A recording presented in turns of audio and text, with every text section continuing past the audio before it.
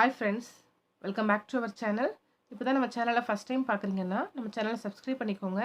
இன்றைக்கி என்ன வீடியோனா, கிராம ஊராட்சி செயலாளர் இன்டர்வியூவில் கேட்கக்கூடிய கேள்விகளுக்கு நம்ம எப்படி ஆன்சர் பண்ணணும், அது சம்மந்தப்பட்ட கொஷின்ஸ் எல்லாம் இதில் பார்க்கலாம். அரசோட சில வளர்ச்சி திட்டங்களை நிறைவேற்றும் பொறுப்பு ஊராட்சி ஒன்றியத்திட்ட அரசு ஒப்படைச்சிருக்கு. அப்போ அந்த திட்டங்களை ஊராட்சி ஒன்றியங்கள் நிறைவேற்றுறாங்க.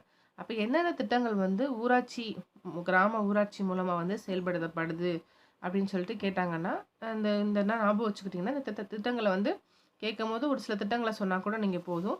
அதை நல்லா ஞாபகம் வச்சுக்கோங்க. ஃபஸ்ட்டு அனைத்து கிராம அண்ணா மறுமலர்ச்சி திட்டம், பள்ளி உள்கட்டமைப்பு மேம்பாட்டு திட்டம், பாரத பிரதமர் குடியிருப்பு திட்டம், மகாத்மா காந்தி தேசிய ஊரக வேலை உறுதி திட்டம், நாடாளுமன்ற சட்டமன்ற உறுப்பினர் தொகுதி மேம்பாட்டு திட்டம், நமக்கு நாமே திட்டம், தூய்மை பாரத இயக்கம்,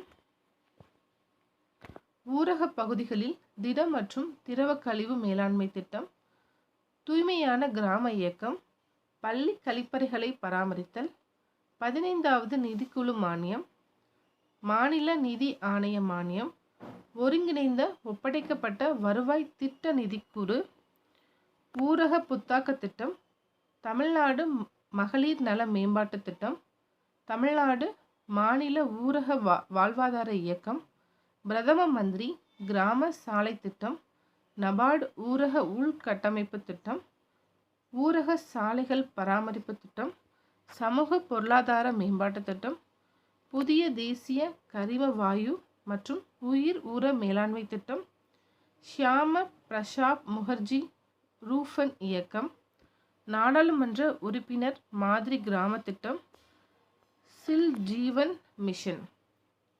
இதெல்லாமே நம்ம ஊராட்சி மூலமாக மக்களுக்கு செயல்படுத்தக்கூடிய திட்டங்கள். இந்த திட்டங்கள் கேட்க வாய்ப்பு இருக்குது.